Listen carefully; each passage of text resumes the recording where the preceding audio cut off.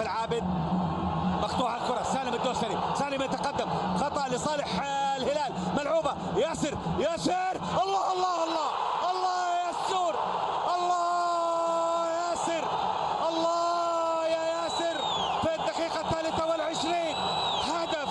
هدف مرسوم رسم، هدف جميل، وياسر يعود للتسجيل في الكلاسيكو.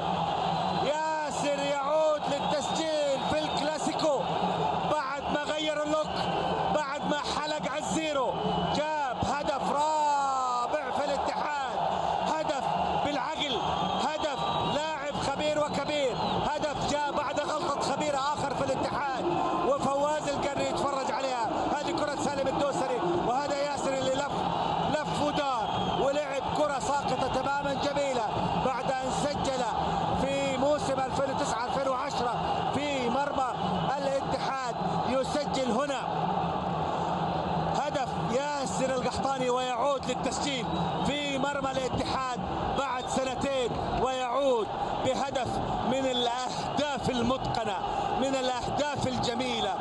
ملعوبة إلى الأمام لمصلحة الهلال، تصل بالرأس، ممتازة الكرة، سدد، لا سدد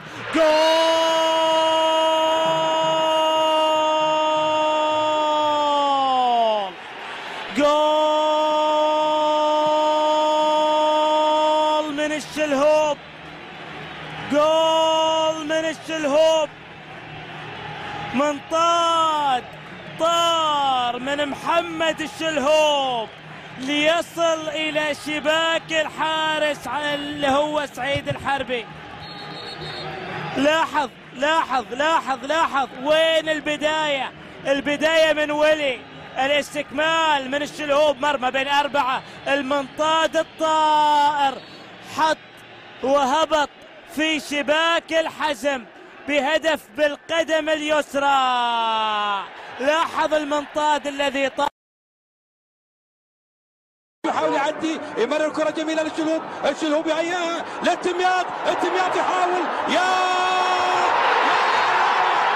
يا عيني على المخ، تلعب كورة برجلينك حلو، تلعبها برجلينك وعقلك أحلى من الحلو، تجيب جول في مباراة نهائية متكتك وملعوب وبعقل وبمخ وبذكاء. والله برافو على الذكاء، برافو على المخ.